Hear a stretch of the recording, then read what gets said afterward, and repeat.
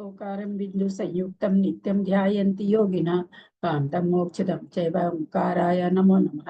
अविरल सदगन होगा प्रसादी सकल भूतल कलंका मुनि विरूपासी तीर्था सरस्वती हरतुम दूरितम अज्ञानतिमिरान्धानां ज्ञानाञ्जन शलाकया चक्षुरुन्मीलितं येन तस्मै श्री गुरुवे नमः। श्री परम गुरुवे नमः। परम्पराचार्य गुरुभ्यो नमः।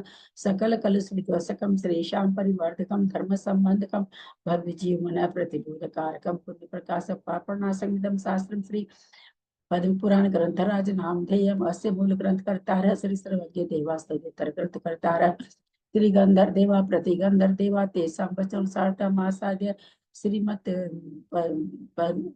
रविशेनाचार्येण विरचितं तं शास्त्रं श्रोतारः सावधानतया शृण्वन्तु।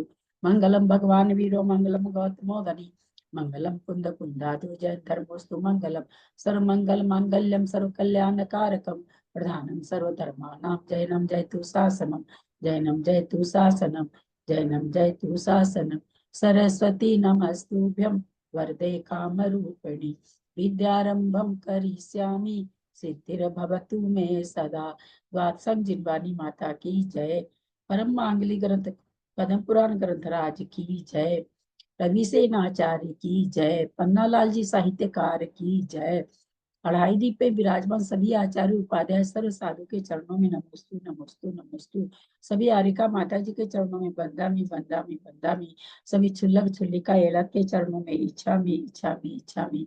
सभी प्रतिमाधारी के चरणों में ग्रुप में विराजमान प्रतिमाधारी के चरणों में वंदना वंदना वंदना।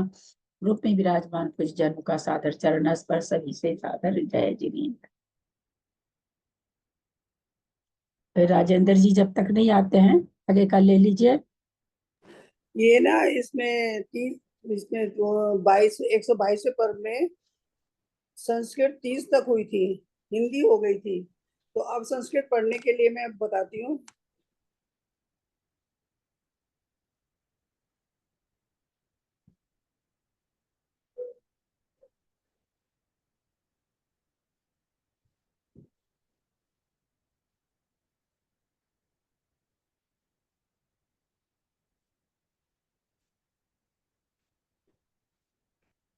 संस्कृत के लिए सरला पाटनी है क्या? वो नहीं है। सरला पाटनी जी होती नहीं है वैसे ज्यादातर। सरला पाटनी जी मैं देखती हूँ, नहीं है। सरला पाटनी जी नहीं है। और उसके बाद में विद्या जैन एक दिन पढ़ा था। विद्या जैन है क्या? नहीं, विद्या जैन भी नहीं है। सरिता पांडे, सब पे मैंने नाम डाल दिया था कल ही। मतलब वो अपने ये तो लिख के डाल देते कि हम लोग नहीं आएंगे, सबको मैंने रात ही डाल दिया था कि आप लोगों का नाम है। सरिता पांडे जी भी नहीं है। तो अब मुन्नी है, मुन्नी भी नहीं है। संतोष देवी सूरत, दोबारा से रिपीट कर रही हूँ, संतोष देवी सूरत, वो भी नहीं है। अनिता बाकलीवाल, संतोष देवी सूरत भी नहीं है, अनिता बाकलीवाल भी नहीं है। फिर ये कहते हैं नंबर नहीं आता। कुसुम चूरीवाल, मैं हूँ। कुसुम चूरीवाल है। ठीक है, इतने सारे 7 जने नहीं है। तो देखो फिर दोबारा आपका नंबर भी आ गया। अभी परसों ही आया था, कल ही आया था, फिर भी आ गया। क्या करें, चलो अभी पढ़े 30 के बाद पढ़े आप। 122वें में मैं बताती हूँ। 122वां पर्व है, पेज संख्या 406 है। 406 में आप संस्कृत 30 तक मैंने पढ़ा थी, उसके बाद आप पढ़ेंगे। प्रणाम दीदी। कल भी परसों आया था। रुरुवः सारिकाश्चारुणाना स्वर विशारदा चिक्रीडुर्विशद स्वाना सुखा संप्राप्त किंसुका मज्जर्य सहकारणं विरेजुर्भ्रमरान्विता तीर्का इव संसाता नूतनाश्चित्त जन्मना कुसुमे कर्णिकाराणामरम्यं पिञ्जरो कृतं पिता पिष्टात् केनेव कर्तुं क्रीडन्मुद्यतम् अनपेक्षित गण्डूस मदिरानेक होरुदोहृद ववृषे वकुलः प्रवृत्तनाभो कुलेरिव जानकी वे समस्थाय कामरूप सुरोत्तम समीपं रामदेवस्य मंथरं गन्तुमुद्यत मनोभिरमणे तस्मिन् वने जनविवर्जिते विचित्रपादपर्वते सर्वतु कुसुमाकले सीता किल महाभागा पर्यटन्ति सुखं वनम् अकस्माद् साधु सुंदरी समदृश्यत अवोचत च दृष्टोऽसि कथञ्चिदपि राघव भ्रमन्त्याविष्टपं सर्वं मया भूर्णेन भूरिणा विप्रयोगोर्मिसङ्कीर्णे स्नेहमन्दाकिनिह्यते प्राप्तं सुवदनं नाथ मा सन्धारय साम्प्रतं विचेष्टिते सुमिष्टो ते ज्ञात्वा मुनिमकम्पनं मोहं पापर्जितं तस्वान्ता पुरपार्श्वानुवर्तिनि मनोभवज्वरग्रस्ता वेपमान शरीरिका स्फुरितारुणतुङ्गोष्ठी जगादेव मनोरमा अहं देवा समीक्षेव तदा पंडितमानिनि दीक्षिता त्वं परित्यज्य विहरामि त्वपस्विनि सद्विद्याधर कन्याभिस्ततश्चास्मिता सति अवोचो संविशश्चिद्रिदं विविध दर्शने अलम प्रवज्यया तावद् वयस्येवं विरुद्धया इयमत्यन्तबद्धानां पूजते ननु नैष्ठिकी यौवनोद्यातमित्येवं कं चेदं दुष्करं व्रतं ससलक्षणदित्याभिद्यते किं महीधरा गच्छामस्त्वं पुरस्कृत्य वयं सर्वा समाहिता बलदेवं वरिष्यामस्त्वं देवी समाश्रयात् अस्माकमपि सर्वासां त्वमग्रमहिषि भव क्रीडामः सह ब्राह्मणेन जम्बूद्वीपतले सुखम् अन्नान्तरे समं प्राप्ता नानालङ्कारभूषिता भूयसहस्रसङ्ख्याना कन्या दिव्या श्रियान्विता राजहंसवधूलीला मनोज्ञगति विभ्रमा सीतेन्द्र विक्रिया जन्या जग्मु पद्मसमीतपताम् वदन्त्यो मधुरं कश्चित् पुष्टस्वनादिपि विरेजिरेतरं कन्या साक्षाल्य इव स्थिता मन प्रह्लादनकरं परं स्वर्णरसायनं दिव्यं ज्ञेयामृतं चक्रुर्वर्षवीणास्त्वनामुगम् ब्रह्मराशितकेशस्ता क्षणं सुतेजस सुकुमारस्तदोलार्य पपीनोन्नतपयोधरा चारु श्रृंगारहासिन्यो नानावर्णसुवासस विचित्र विभ्रमालापा कांतिपूरित पुष्कर कामयांचक्रीरे मोहं सर्वतोवस्थिता मुने श्रीबाहुबलिनः पूर्वं यथा त्रिदश कन्यका आकृष्य वक्कुलं काच्छीयास्तो चिन्तवि क्वचित् उद्वेजिता चक्रेण कश्चित् किल विवादेन कृतपक्ष परिग्रहा पप्रच्छु निर्णयं देव किन्नामयं वनस्पति पेज नंबर श्लोक नंबर बता दीजिए ना भाभी। 408 पेज नंबर है। श्लोक 7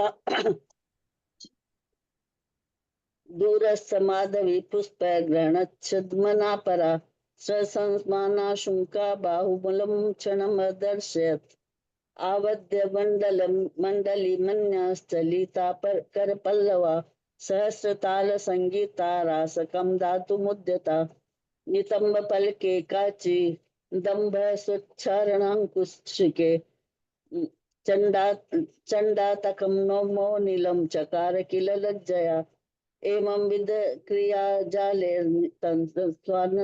हारिभि अक्षोभ्यत न पद्माभ पवनेरिव मंदर श्रीजुदृष्टिर्विशुद्धात्मा परिस गणशति प्रविष्टो धवलध्यान प्रथमं सुप्रभो यथा तस्य सत्त्वपदन्यस्तं चित्तमत्यन्तं निर्मलं समेतमिन्द्रियरेषादीतान् मे सीदात्मन प्रवणं परम् कुर्वन्तु वाक्षितं वाय क्रियाजालमन के घा प्रच्यवन्ते न तु सर्वार्थ परमार्थ विचक्षणा यदा सर्वप्रयत्तेन ध्यान प्रत्युहलाहस हलालस चेष्टां चकार सितेन्द्र सुरमाया विकल्पितम् अन्नान्तरे मुनि पूर्वमत्यन्त सुचिरागतमतम् अनादि कर्म संगातम विभूत समुद्यत कर्मण कृति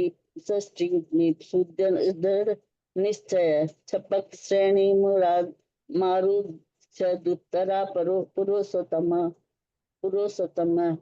माघ सुदश यक्षस्य द्वादशं निशि पश्चिमे यामे केवलमुत्पन्नं ज्ञानं तस्य महात्मनः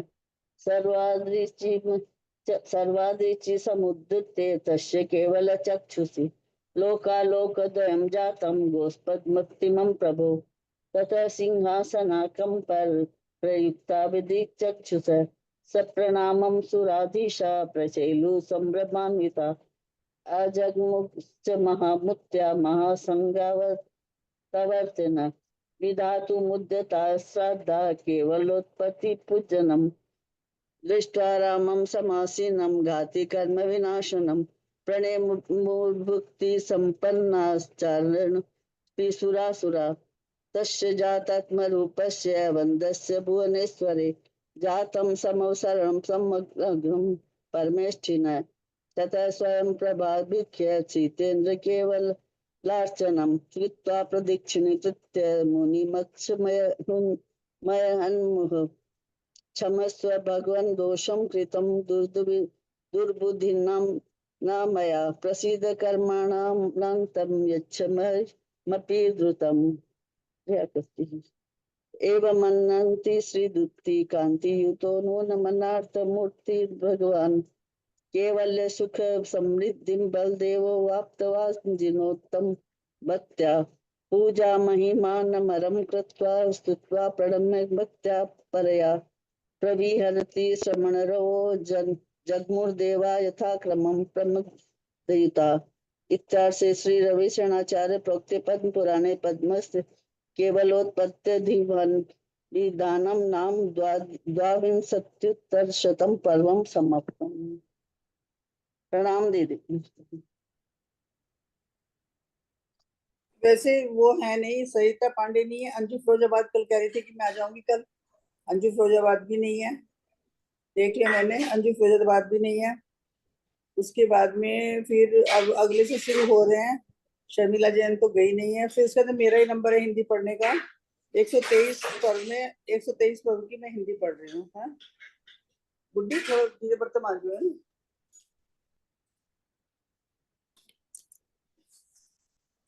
भाभी प्रणाम, बाकी सभी को जय जिनेन्द्र। अथांतर सीतेंद्र लक्ष्मण के गुण रूपी सागर का स्मरण कर उसे संबोधने की इच्छा करता हुआ बालुका प्रभा की ओर चला। मनुष्य के लिए अत्यंत दुर्गम मानुषोत्तर पर्वत की को लांग कर तथा क्रम से नीचे रतन प्रभा और शक्र प्रभा भूमि को भी उल्लंघन कर वह तीसरी बालुका प्रभा भूमि में पहुंचा। यहाँ पर भाभी ये आवाज तो बढ़ाओ। अरे रुको तो सही, ये रखो, मेरा दिख नहीं रहा मुझे।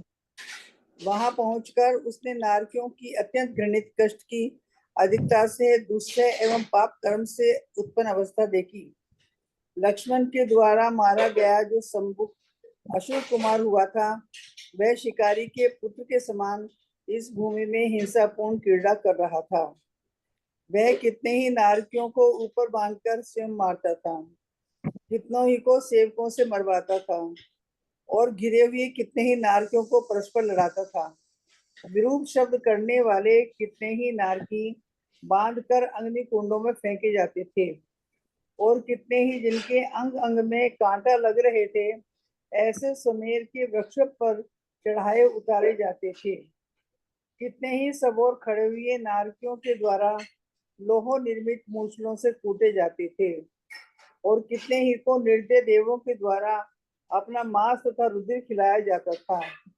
गाढ़ प्रहार से खंडित हो पृथ्वी तल पर लौटने वाले नारकी कुत्ते, बिलाव, सिंही, व्याघ्र तथा अनेक अनेक पक्षियों के द्वारा खाए जा रहे थे।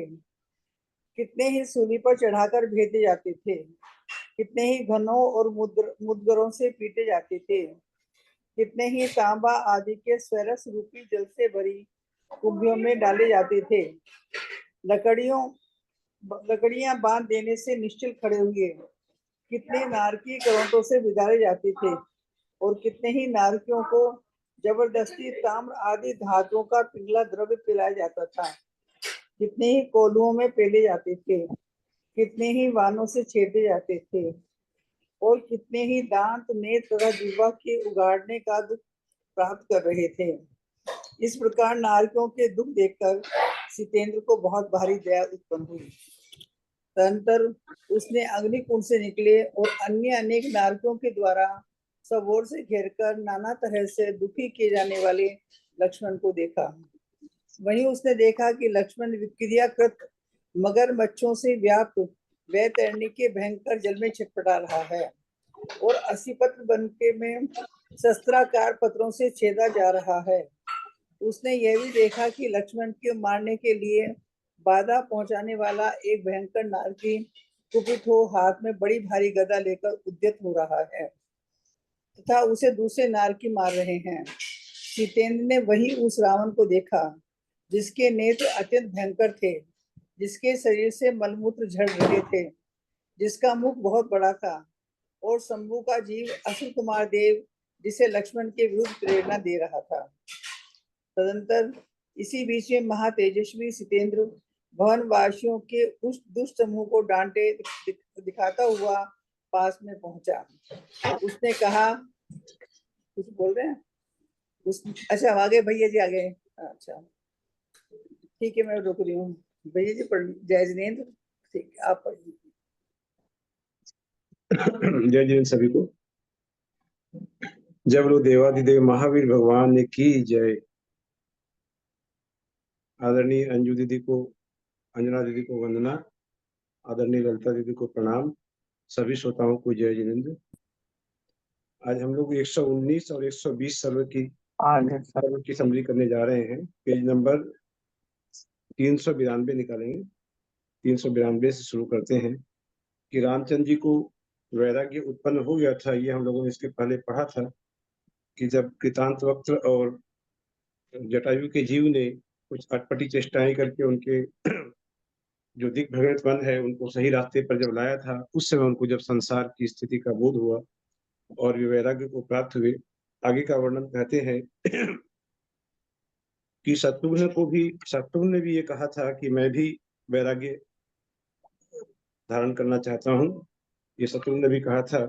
तो शत्रुघ्न के उस हितकारी और दृढ़ निश्चय पूर्ण वचन सुनकर, कि शत्रुघ्न ने जो कहा था वे अपने हितकारी वचन थे उसके लिए, और पूर्ण निश्चय था उनके वचनों में, उसे सुनकर राम क्षण भर के लिए विचार में पड़ गए कि अब राज्य किसे दिया जाए। इस विचार में पड़ गए कि शत्रुघ्न सबसे छोटा है, वह भी राज्य संभालने के लिए उत्सुक नहीं है, तब राज्य किसे दे। और राम के जो पुत्र हैं लवण और अंकुश, वे पहले ही दीक्षा को प्राप्त हो चुके थे। तो अब अनंग लवण के पुत्र को समीप में बैठा देख करके, अर्थात जो राम के का पुत्र है, उसको देखकर राम ने उसे राज्य पद प्रदान किया, जो पिता के समान गुण और क्रियाओं से युक्त था, जिसे समस्त सामंत प्रणाम करते थे। ऐसा वह अनंत लवण भी कुल का भार उठाने वाला था।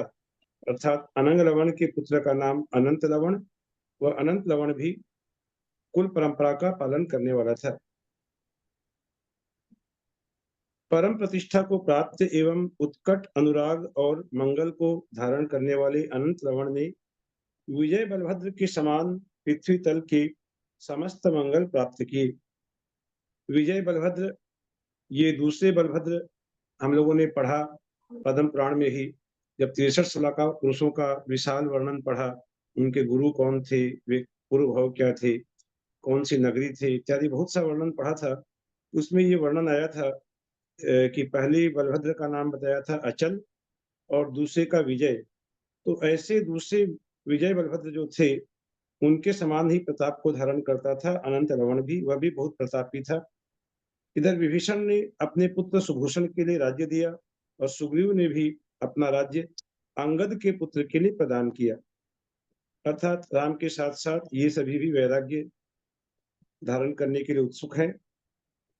आगे कहते हैं कि जिस प्रकार पहले भरत ने राज्य छोड़ दिया था, भरत ने अर्थात राम के छोटे भाई भरत ने जिस प्रकार राज्य छोड़कर दीक्षा ग्रहण की थी, उसी प्रकार राम ने भी राज्य को विष मिले अन्न के समान अथवा अपराधी स्त्री के समान देखकर छोड़ दिया कि वह राज्य अब उनके लिए विष मिले हुए अन्न के समान था, या कोई अपराधी स्त्री के समान। जिस प्रकार अपराधी स्त्री को छोड़ दिया जाता है, त्याग दिया जाता है, उसी प्रकार उस राज्य को राम ने त्याग दिया। जो जन्म मरण से भयभीत थे तथा जो शिथिलीभूत कर्म कलंक को धारण कर रहे थे, अर्थात अभी उनके कर्म समाप्त नहीं हुए थे, शिथिल हो गए थे, उनके हृदय का मोह काफी क्षीण हो गया था, तो वे शिथिल, उनका जो कर्म है वह शिथिलीभूत हो गया था। ऐसे कर्म कलंक को जो अभी धारण कर रहे थे, गृहस्थ अवस्था में ही थे, अभी तक उन्होंने दीक्षा नहीं ली है, ऐसे श्री राम ने भगवान मुनि सुव्रतनाथ के द्वारा प्रदर्शित आत्म कल्याण का एक वही मार्ग चुना जो कि मोक्ष का कारण था। जो मुनि सुव्रतनाथ भगवान ने रास्ता दिखाया, उसी रास्ते को उन्होंने चुना। ऐसा रास्ता जो कि सुर असुरों के द्वारा नमस्कृत था, नमस्कार करने योग्य था, और साधक मुनि हमेशा जिस मार्ग की सेवा करते थे तथा जिसमें माध्यस्थ भाव रूप गुण का उदय होता था, जहाँ न राग है न द्वेष है, राग द्वेष जहाँ भाव क्षीण हो जाते हैं और जीव माध्यस्थ अवस्था को प्राप्त करता है, ऐसे मार्ग को उन्होंने चयन किया।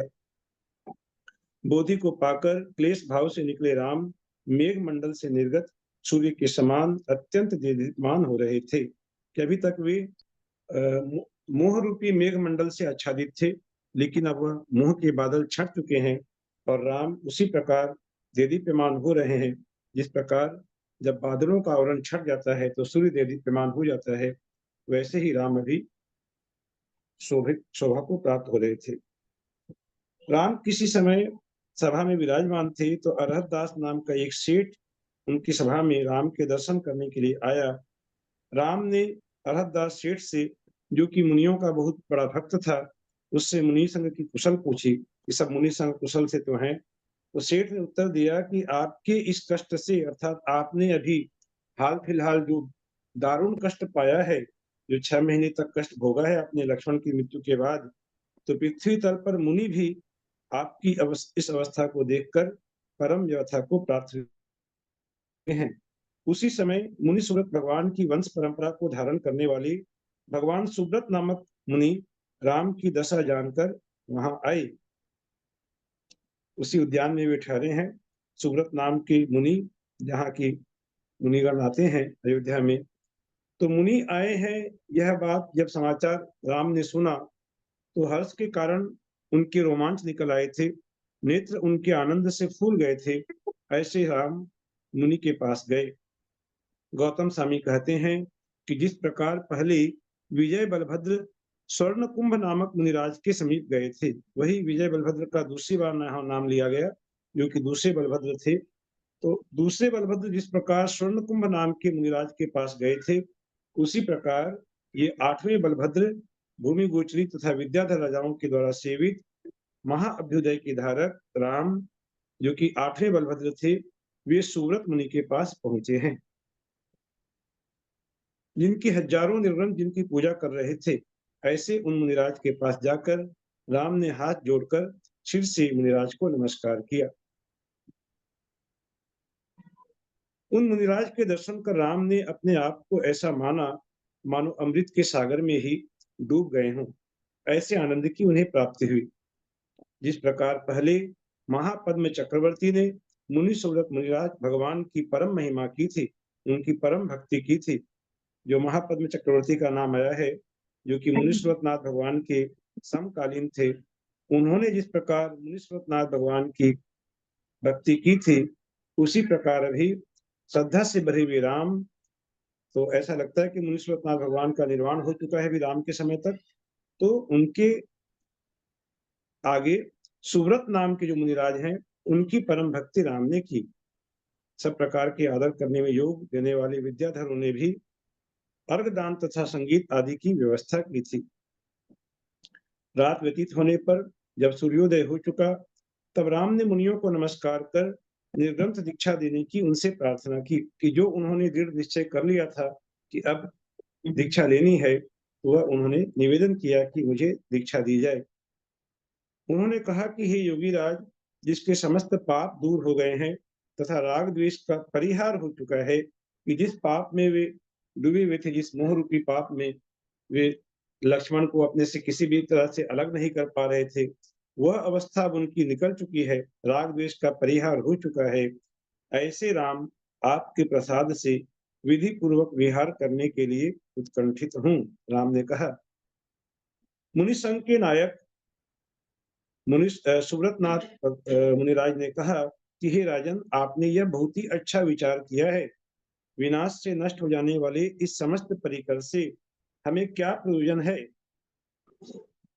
जिन धर्म में अवगाहन करने की जो तुम्हारी भावना है वह बहुत ही उत्तम है। ऐसा कहते हुए मुनिराज ने राम के भावों का समर्थन किया, उसकी अनुमोदना की। मुनिराज के इस प्रकार कहने पर संसार की वस्तुओं में विराग रखने वाले, विराग अर्थात अब राग नहीं था संसार की वस्तुओं में राम को। एक समय था जब बहुत अधिक राग था, लेकिन अभी ऐसा कोई राग नहीं था। तो ये विराग रखने वाले राम ने उन मुनिराज की इस प्रकार प्रदना दी जिस प्रकार सूर्य सुमेरु पर्वत की प्रदक्षिणा देता है। जिन्हें महाभि उत्पन्न हुई थी, जो महासंवेग रूपी कप को धारण कर रहे, ऐसे श्री राम कमर कसकर बड़े धैर्य के साथ कर्मोक्षय करने के लिए उद्यत हुए थे। अर्थात वे एकदम प्रतिज्ञा चुके थे, कटिबद्ध हो चुके थे कि तो इन मोक्ष करना ही है। इसीलिए कह रहे कमर कस के बड़े धैर्य के साथ कर्मों का क्षय करने के लिए उद्यत हुए थे। ऐसे राम आशा रूपी पाश को छोड़कर, पाश माने बंधन, कि आशा रूपी जो एक बंधन होता है, जिस बंधन में आशा के कारण मनुष्य अनेक प्रकार के आरंभ परिग्रह आदि करता है, ऐसे पाश को छोड़कर स्नेह रूपी पिंजरे को, जिस पिंजरे स्नेह अर्थात मोह रूपी पिंजरे को, जिसके कारण संसार में ही प्राणी घूमता रहता है, ऐसे पिंजरे को जलाकर स्त्री रूपी सांकल को तोड़कर, कि जो उनका शायद 8000 स्त्री, हम लोगों ने पढ़ा था कि 8000 स्त्रियां थी उनकी, उन स्त्री रूपी सांकल को छोड़कर, मोह के घमंड को चूर कर, आहार कुंडल मुकुट वस्त्र आदि सबका त्याग कर वे श्री राम महामुनि राम पर्यंकासन से विराजमान हो गए। उनके शरीर पर मल का पुंज लग रहा था। उन्होंने श्वेत कमल के समान सुकुमार अंगुलियों के द्वारा अपने सिर के बाल उखाड़कर फेंक दिए थे। जिनका सब परिग्रह छूट गया था, ऐसे राम उस समय राहु के चंगुल से छूटे हुए सूर्य के समान सुशोभित हो रहे थे। अर्थात सूर्य के समान तेजस्वी तो वे थे ही, लेकिन कुछ कर्मयोग के कारण जिस प्रकार राहु सूर्य को ग्रस लेता है, उसी प्रकार की मोह की अवस्था के कारण वे राम ग्रसे गए थे। अब वे उस राहु से छूट चुके थे और वे ऐसे सूर्य के समान सुशोभित हो रहे थे। जो शील व्रत के घर थे, उत्तम गुप्तियों से सुरक्षित थे, कि मनोगुप्ती, वचन गुप्ती, काय गुप्ती से मुनि अपनी आत्मा की रक्षा करते हैं, तो करे उत्तम गुप्तियों से भी सुरक्षित थे। पंच समितियों को प्राप्त थे, ऐष्णा समिति, आदान निक्षेपण समिति आदि जो 5 समितियां हैं मुनियों की, उससे वे सहित थे और 5 महाव्रतों की सेवा करते थे। 6 काय के जीवों की रक्षा करने में तत्पर थे। यहाँ मेरी किताब में लिखा है, पुस्तक में 6 काम के जीवों की, ये टाइप मिस्टेक है, इसे 6 काय के पढ़ेंगे हम लोग, कि 6 काय के जीवों की रक्षा करने में वे तत्पर थे। अर्थात 5 एक इंद्रिय और जो त्रस जीव होते हैं 2 इंद्रिय से लेकर 5 इंद्रिय तक, उन सबके जीवों की रक्षा करने में राम तत्पर थे। मन वचन काय की प्रवृत्ति रूप 3 प्रकार के दंडों को नष्ट करने वाले थे। दीदी 3 प्रकार के दंड को नष्ट करने वाले थे। ये 3 प्रकार के दंड का अर्थ क्या लेंगे यहाँ पर?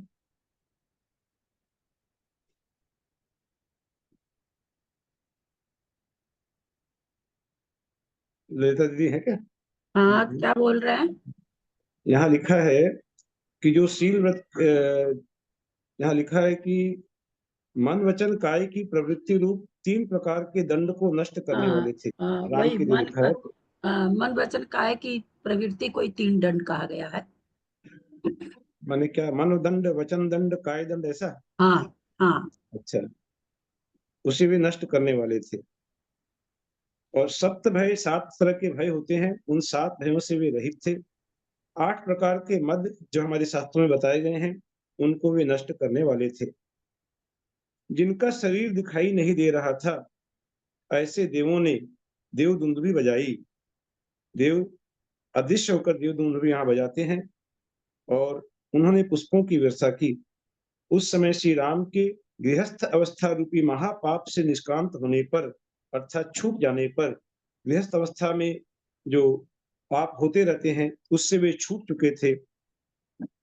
ऐसे कल्याणकारी मित्र उस समय श्री राम के गृहस्थावस्था रूपी महापाप से निष्क्रांत होने पर, कि राम अभी गृहस्थ अवस्था से छूट चुके हैं, तो उनके जो मित्र थे कृतांतवक्त और जटायु, उन दोनों देवों को महान आनंद की प्राप्ति हुई। राम को इस प्रकार से छूट जाते हुए देखने पर उन्होंने महान उत्सव किया, वे बहुत प्रसन्न हुए।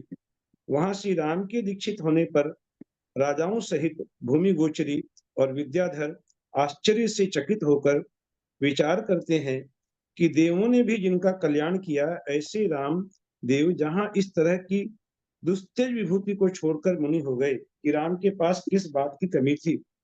राम हर तरह से सुख साधन के साधनों से वे परिपूर्ण थे, और उनके तो देव भी सहयोगी थे, देवों ने भी आकर के उनका उपकार किया। तो ऐसे राम भी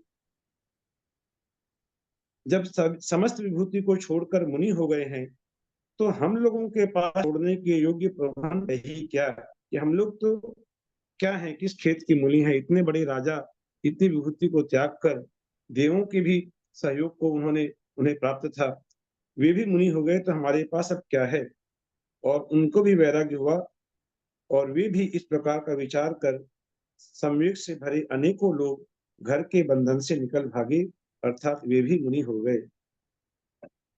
इधर शत्रुघ्न भी, जिसने निश्चय कर लिया था मुनिव्रत धारण करने का, वह भी राग रूपी पाश को छेद कर, द्वेष रूपी वैरी को नष्ट कर, तथा समस्त परिग्रह से मुक्त हो शत्रुघ्न भी समन हो गया। तदनंतर विभीषण, सुग्रीव, नील, चंद्रनख, नल, क्रव्य तथा विराधित आदि अनेक विद्याधर राजा भी बाहर निकले। उन विद्याधरों ने विद्या का परित्याग कर दीक्षा धारण की। ये विद्याधर जो राजा थे, जो राम के परम सहयोगी थे, उन्होंने भी संसार को निस्सार समझा। ये सब देखते हुए कि संसार में कुछ सार नहीं है, तो हमें भी संसार त्याग देना ही उचित है, तो उन्होंने भी दीक्षा धारण की। और दीक्षा धारण करने के समय विद्याधरों को अपनी विद्या का त्याग करना पड़ता है, तब दीक्षा दी जाती है उन्हें। तो उन्होंने विद्या का परित्याग कर दीक्षा धारण की थी, लेकिन कितने ही लोगों को मुनि बनने के बाद पुनः चारण रिद्धि उत्पन्न हो गई थी। गौतम स्वामी कहते हैं कि राम के दीक्षा लेने पर कुछ अधिक 16,000 साधु हुए। इतने लोगों के मन में प्रेरणा जगी, वे भी साधु हुए, और 27,000 प्रमुख स्त्रियां श्रीमती नाम की साध्वी के पास आरिका हुई। गुरु की आज्ञा पाकर श्री राम निर्ग्रंथ मुनि सुख दुख आदि के द्वंद्व को दूर कर एकाकी विहार को प्राप्त हुए। जब गुरु को यह समझ में आ जाता है कि शिष्य बिल्कुल अत्यंत परिपक्व हो चुका है, मोक्ष मार्ग में ये बिल्कुल स्थिर है, तब गुरु आज्ञा दे देते हैं उसे अलग से विहार करने की। तो राम भी इस प्रकार गुरु की आज्ञा को पाकर वे एकाकी विहार करने लगे। रात्रि के समय वे राम पहाड़ों की उन गुफाओं में निवास करते थे जो चंचल चित्त मनुष्यों के लिए भय उत्पन्न करने वाले थे, जहां क्रूर हिंसक जंतुओं के शब्द व्याप्त हो रहे थे। अभी कुछ दिन पहले ही हमने पढ़ा था कि ग्रीष्म, शीत, वर्षा, कैसी भी ऋतु हो, राम तो अपने भोगों में हर प्रकार के सुख सुविधा के पास उनके पास साधन थे। वे अपने महलों में सुखपूर्ण जीवन जी रहे थे। लेकिन वही राम आज पहाड़ों की गुफाओं में निवास कर रहे हैं, जहाँ क्रूर हिंसक पशुओं के शब्द व्याप्त हो रहे हैं। उत्तम योग के धारक, योग्य विधि का पालन करने वाले उन मुनिराज को उसी रात में अवधि ज्ञान उत्पन्न हो गया। ये प्रश्न आपके पास आ सकता है कि राम को अवधि ज्ञान कब प्राप्त हुआ, सुबह हुआ या दोपहर में हुआ, रात में हुआ? तो उसका उत्तर देंगे कि रात में उनको अवधि ज्ञान उत्पन्न हो गया। अवधि ज्ञान के प्रभाव से वे समस्त जगत को हथेली पर रखे हुए निर्मल स्फटिक के समान ज्यों का त्यों देखने लगे। अवधि ज्ञान के द्वारा राम ने यह जान लिया कि लक्ष्मण पर भाव में अर्थात इसके आगे के भाव में वह कहाँ गया है, यह राम के ज्ञान में आ गया। लेकिन उनका मन सब प्रकार के बंधनों को तोड़ चुका था। ऐसे श्री राम विकार को प्राप्त नहीं हुए। कदाचित यदि गृहस्थ अवस्था में राम होते और उनको गृहस्थ अवस्था में यदि इस प्रकार का अवधि ज्ञान उत्पन्न हो गया होता और वे जान लेते कि लक्ष्मण कहाँ गया है, तो राम बिल्कुल पागल ही हो जाते। जो उनकी अवस्था थी वे शायद ही बचते, ऐसी अवस्था हो गई थी। अभी राम बिल्कुल स्थिर स्थिति को हैं, वे विकार को नहीं हुए और वे आत्मचिंतते हुए ये सोचते हैं कि देखो कि 100 वर्ष कुमार अवस्था में, अब ये लक्ष्मण के साम्राज्य के पूरा यहाँ पर दे रहे हैं कि 100 वर्ष तो उनके कुमार अवस्था में, 300 वर्ष मंडलेश्वर अवस्था में और 40 वर्ष दिग्विजय में व्यतीत हुए। दिग्विजय माने दिशाओं को जीतने में उनकी व्यतीत हुए। तो ये हो गए 100, 300 और 40, 440 वर्ष उनके इस प्रकार व्यतीत हो गए और 11,560 वर्ष तक साम्राज्य पद उन्होंने भोगा। तो 11,560 और इधर हमने पढ़ा 440 अर्थात 12,000 वर्ष की उनकी आयु थी।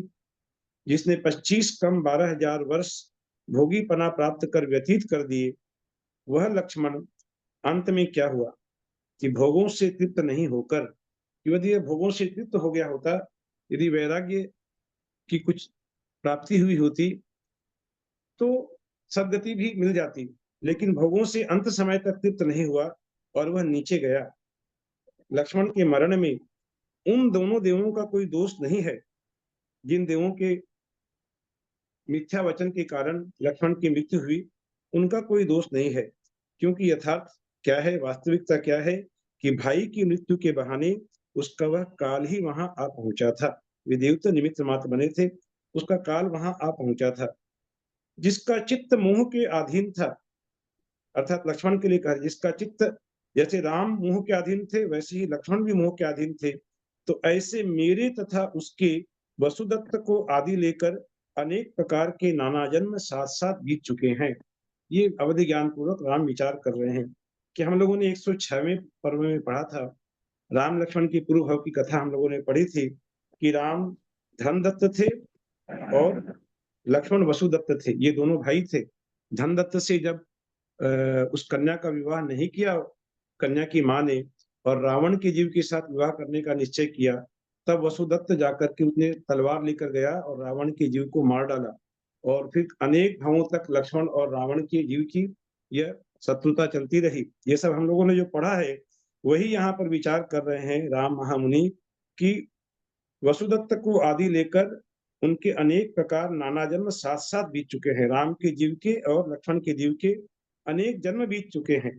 तो इस प्रकार व्रत और शील के पर्वत तथा उत्तम धैर्य को धारण करने वाले पद्म मुनि ने अर्थात राम मुनि ने सारी बीती बातों को जान लिया। वे मुनि उत्तम निश्चय से युक्त थे, मुक्ति रूपी लक्ष्मी के प्राप्त करने में तत्पर थे। गौतम स्वामी कहते हैं श्रेणिक से कि हे श्रेणिक, मैं वहां आए हुए तुम सब लोगों से भी कहता हूँ, यहाँ आए हुए जो भी समवसरण में गौतम स्वामी के इन वचनों को सुन रहे थे, उन सब लोगों से कहता हूँ कि तुम लोग उसी मार्ग में रमण करो जिसमें कि राम मुनि रमण करते थे। वही एक समीचीन मार्ग है जिन शासन में शक्ति और भक्ति पूर्वक प्रवृत्त रहने वाले मनुष्य मुक्ति पद के निकटवर्ती जन्म को प्राप्त होते हैं। हे भव्य जनों, गौतम स्वामी कहते हैं सभी को वहां सभा में कि हे भव्य जनों, तुम सब जिनवाणी रूपी महारत्नों के खजाने को पाकर, ये जो खजाना हमने पाया है, जिनवाणी का यह अमृत पाया है, और हम लोग दूर दूर बैठ करके भी एक साथ यहाँ पर टेक्नोलॉजी के माध्यम से इस जिनवाणी का के अमृत का पान कर रहे हैं, तो ऐसे खजाने को पाकर कुलुंगियों तथा समस्त शास्त्रों का परित्याग करो। जिनकी आत्मा खोटे शास्त्रों से मोहित हो रही है, जो कपट सहित कलुषित क्रिया करते हैं, ऐसे मनुष्य जन्मांधों की तरह कल्याण मार्ग को छोड़कर अन्यत्र चले जाते हैं, भटक जाते हैं, क्योंकि उनकी आत्मा खोटे शास्त्रों से मोहित हो रही है। इसलिए वे कल्याण मार्ग को छोड़कर दिग्भ्रमित हो जाते हैं और संसार में घूमते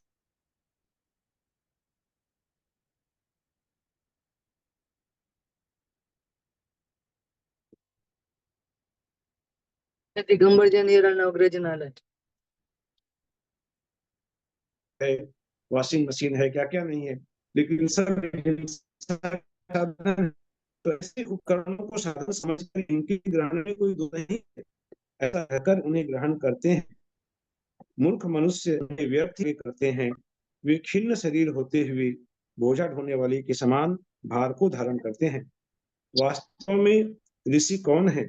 वास्तव में मुनि कौन है? तो वे ही हैं जिनकी परिग्रह में और उसकी याचना में बुद्धि नहीं है, कि न तो वे परिग्रह पास रखते हैं और न परिग्रह की याचना करते हैं।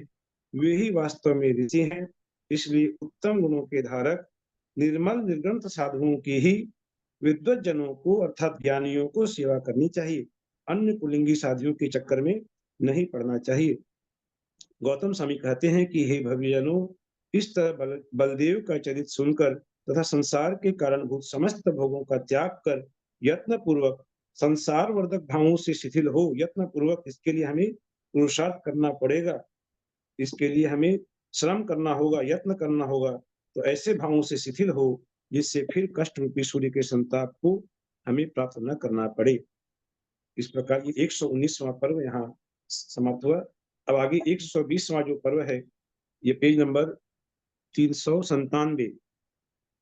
तो गौतम स्वामी जो कथा कह रहे हैं उसे आगे बढ़ाते हुए कहते हैं कि हे राजन, सैनिक को कहते हैं कि इस तरह योगी बलदेव के गुणों का वर्णन करने के लिए 1 करोड़ जिह्वाओं की विक्रिया करने वाला धर्मेंद्र भी समर्थ नहीं है।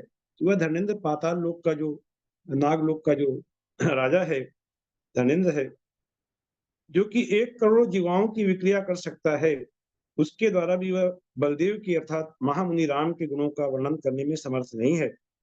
ऐसे राम 5 दिन का उपवास कर धीर वीर महातपस्वी योगी राम पालना करने के लिए विधि पूर्वक एरिया समिति से 4 हाथ पृथ्वी को देखते हुए नंदस्थली नगरी में गए। नंदस्थली नगरी में राम पालना करने के लिए जब गए हैं, तो वहां राम को देखकर नगरी के समस्त लोग क्षोभ को प्राप्त हो गए। लोगों में कोलाहल मच गया कि ये क्या रूप देख रहे हैं। लोग आपस में कहने लगे कि देखो, कोई अत्यंत सुंदर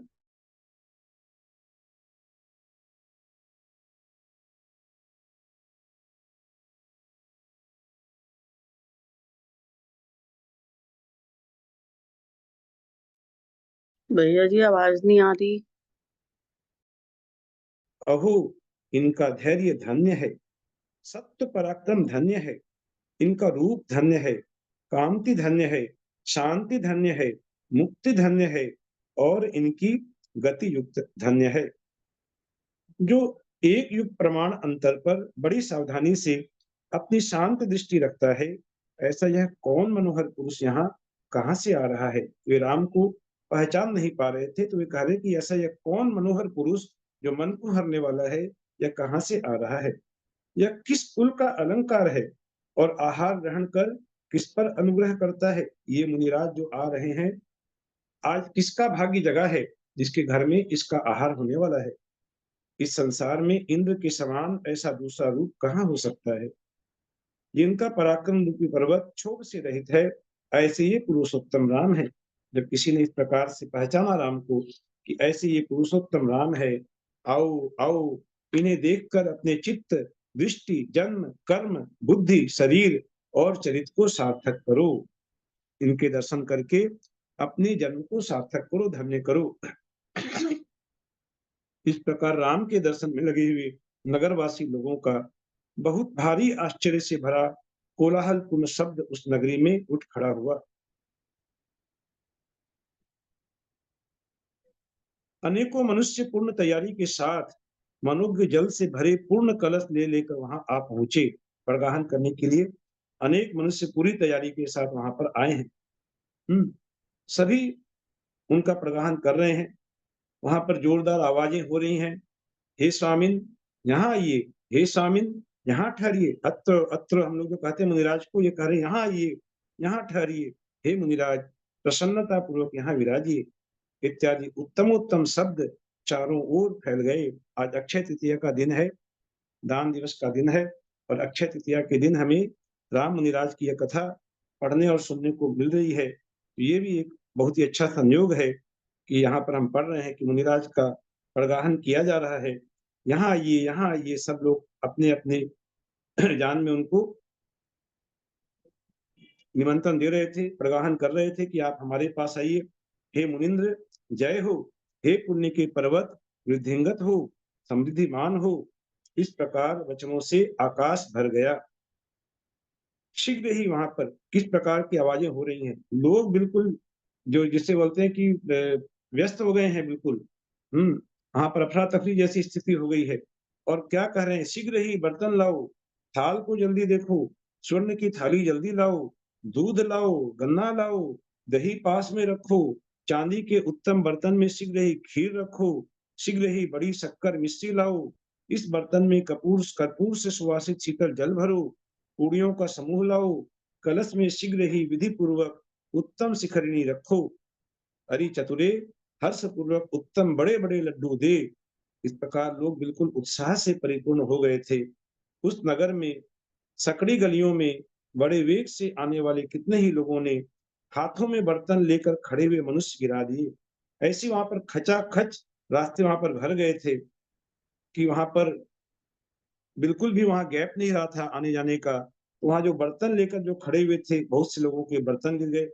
इस प्रकार जिसमें लोगों के हृदय अत्यंत उन्नत थे, जिसमें हड़बड़ी के कारण विरुद्ध चेष्टाएं हो रही थी, क्योंकि सब हड़बड़ी में थे, तो कुछ न कुछ विपरीत क्रियाएं भी हो रही थी वहां पर। ऐसा वह नगर उन्मत्त के समान हो गया था। नगर वासियों में बिल्कुल एक विशेष प्रकार का उन्माद छा गया था। लोगों के उस कोलाहल और तेज के कारण हाथियों ने भी बांधने के खंभे तोड़ डाले। इतना कोलाहल हुआ कि हाथी भी वहां पर विचलित हो उठे। जिनके कान खड़े थे, जिनके नेत्रों की पुतलियां नेत्रों के मध्य में स्थित थी, जिन्होंने घास खाना छोड़ दिया था, ऐसे घोड़े गंभीर हिनहिनाट करते हुए भयभीत दशा में खड़े थे। जिन्होंने भयभीत होकर बंधन तोड़ दिए थे, जिनके पीछे पीछे घबराए हुए सईस दौड़ रहे थे, ऐसे कितने ही घोड़ों ने मनुष्यों को व्याकुल कर दिया था। इस प्रकार दान देने में तत्पर मनुष्य पारस्परिक आपस के महाक्षोभ से चंचल हो रहे थे। तब तक उनका घोर शब्द सुनकर महल के भीतर प्रतिनंदी नाम का राजा कुछ रुष्ट होकर, क्योंकि नगर में इस प्रकार का अप्रत्याशित कोलाहल हो गया है, तो राजा कुछ रुष्ट होकर क्षोभ को प्राप्त हुआ और यह क्या है इस प्रकार शब्द करता हुआ शीघ्र ही महल की छत पर जाकर देखने लगा कि नजारा क्या है। महल की छत से लोगों ने के तिलक और कलंक रूपी पंख से रहित चंद्रमा के समान धवल कांति के धारक उन प्रधान साधु को अर्थात राम मुनिराज को देखकर राजा ने बहुत से वीरों को आज्ञा दी कि शीघ्र ही कर पूर्वक नमस्कार कर इन उत्तम मुनिराज को यहाँ मेरे पास लेकर आओ। ऐसी आज्ञा उसने अपने सेवकों को दी। स्वामी जो आज्ञा करे, इस प्रकार कहकर राजा के प्रधान पुरुष, राजा के जो मुख्य मुख्य पुरुष थे, वे लोगों की भीड़ को चीरते हुए मुनिराज के पास गए। वहां जाकर हाथ जोड़कर मस्तक से लगा मधुर वाणी से युक्त होते हुए वे राजा की प्रमुख पुरुष जो थे, वे निवेदन करने लगे कि हे भगवान, इच्छित वस्तु ग्रहण कीजिए। इस प्रकार हमारे स्वामी भक्ति पूर्वक प्रार्थना करते हैं, सो उनके घर पधारिए। तो राजा स्वयं नहीं गया, राजा को स्वयं जाना चाहिए था मुनिराज के पास। राजा स्वयं नहीं जाकर के उसने अपने अनुयायियों को भेजा और वे अनुयायी जाकर कहते हैं कि हमारे स्वामी प्रार्थना करते हैं कि आप इच्छित वस्तु को ग्रहण कीजिए। ये जो अन्य लोग हैं, साधारण मनुष्य हैं जो कि यहाँ पर प्रगाहन कर रहे हैं, तो ऐसे अन्य साधारण मनुष्यों के द्वारा निर्मित अपथ्य, विवर्ण और विरस भोजन से आपको क्या प्रयोजन है। उनके भोजन में 3 प्रकार के दोष बताए। क्या भोजन में दोष बताए कि अपथ्य, जिस भोजन से जो भोजन शरीर में जाकर पचता नहीं है, अपाच्य हो जाता है, वो अपथ्य भोजन है। और विवर्ण मतलब कि उसका वर्ण अच्छा नहीं है, उनकी जो भोजन जो है, भोजन का जो दृश्य है, भोजन का जो रूप है, वह अच्छा नहीं है। और विरस है, रस से वह हीन है। ऐसे भोजन से आप इतने बड़े महामुनि हैं, आपको क्या प्रयोजन है?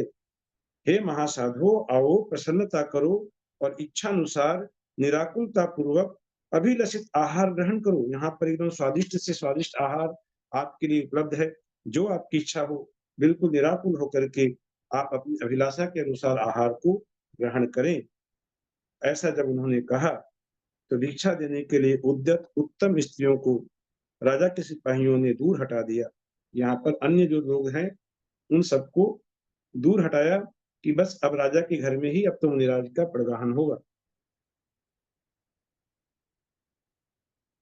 जब सिपाहियों ने उन स्त्रियों को दूर हटाया तो उनके चित्त विषाद युक्त हो गए, अर्थात उन स्त्रियों के चित्त विषाद युक्त हो गए। ये कुछ कह तो सकते नहीं है, राजा की आज्ञा है तो उन्हें हटना ही होगा, लेकिन उनके चित्त विषाद युक्त हो गए। ऐसा ही वर्णन हम लोगों ने पढ़ा है, मुझे ध्यान में आ रहा है हरिवंश पुराण में भी कि राजा उग्रसेन राजा उग्रसेन का पुत्र था कंस।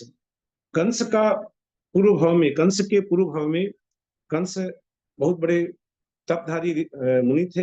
एक एक महीने का उपवास करके वे जब नगर में आते थे तो उस समय में राजा उग्रसेन ने यह घोषणा करा दी कि मासोपवासी मुनिराज का पालना राजा ही कराएगा, अन्य लोग नहीं करा सकते। ऐसे उसने घोषणा करा दी। और 3 बार कंस का जो जीव है वह वहां पर एक एक मास की उपवास करके पालना करने के लिए जाता है नगर के अंदर में, और राजा के आदेश के कारण अन्य लोग पालना करा नहीं सकते और राजा किसी न किसी काम में व्यस्त हो जाता है। एक बार तो जरासंध जो कि प्रतिनारायण था, जरासंध के दूत आ गए तो उन दूतों की आवभगत में लग गया उग्रसेन। और एक बार क्या हुआ कि आग लग गई, उस आग बुझाने की व्यवस्था में लग गया। और एक बार कोई हाथी मदोन्मत्त हो गया, उसी वश में करने में लग गया। और 1 मास का उपवास लिए हुए जब मुनिराज वहां पर आ रहे हैं और वे वापस लौट जा रहे हैं, उन्हें आहार की विधि नहीं मिल पा रही है कहीं से भी, क्योंकि राजा कह रहा है मैं दूंगा और राजा दे भी नहीं रहा है। तो वहां पर जो लोग आपस में चर्चा कर रहे थे कि राजा कहता है कि मैं दूंगा और मैं वह राजा देता भी नहीं उपवास, न किसी को देने देता है न स्वयं देता है। ये शब्द कंस के जीव के जो मुनिराज थे उनके कानों में पड़ गए तो वे क्रोध को प्राप्त हो गए। और क्रोध को प्राप्त होकर उन्होंने यह निदान कर लिया कि मैं अगले जन्म में इसे इसके बदला लूंगा, इस राजा से बदला लूंगा।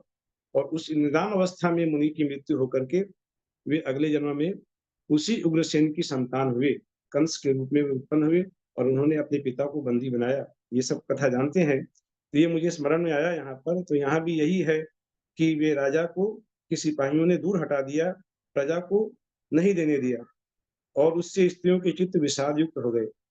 इस तरह उपचार की विधि से उत्पन्न हुआ अंतराय जानकर मुनिराज को अंतराय हो गया, ऐसे दृश्य देखकर। और मुनिराज राजा तथा नगरवासी दोनों के अन्न से विमुख हो गए। न तो उन्होंने राजा का आहार लिया न नगरवासियों का, और उन्होंने अंतराय कर दिया। तदनंतर अत्यंत यत्न आचार पूर्वक प्रवृत्ति करने वाले मुनिराज जब नगरी से वापस लौट गए तब लोगों में पहले की अपेक्षा अत्यधिक क्षोभ हो गया। अब लोग में और भी क्षोभ हो गया कि न तो हम आहार दे सके न राजा आहार दे सका। तो गौतम स्वामी कहते हैं कि हे राजन, जिन्होंने इंद्रिय संबंधी सुख का त्याग कर दिया था, ऐसे मुनिराज ने समस्त मनुष्यों की उत्कंठा से व्याकुल हृदय कर सघन वन में वे चले गए और वहां उन्होंने रात्रि भर के लिए प्रतिमा योग धारण कर लिया, अर्थात सारी रात कायोत्सर्ग से वे खड़े रहे।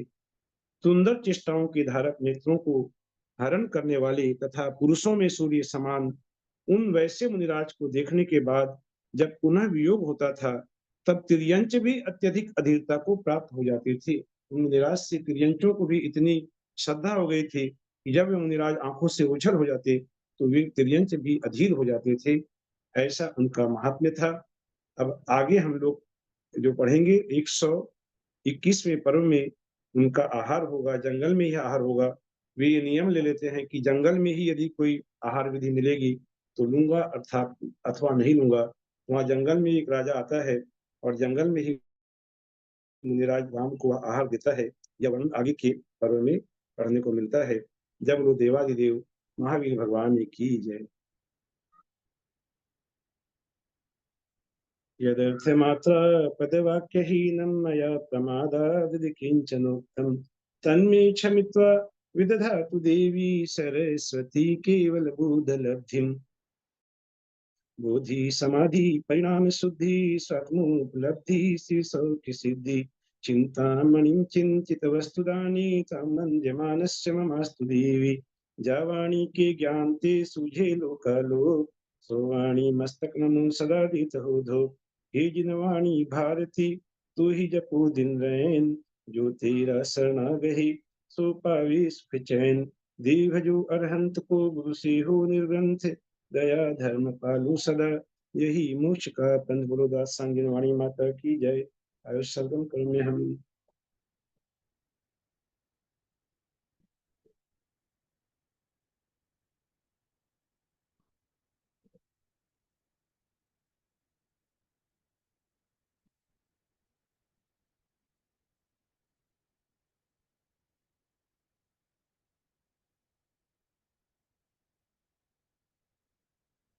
आदरणीय अंजना दीदी को वंदना, ललिता दीदी को प्रणाम, सभी श्रोताओं को जय जिनेन्द्र।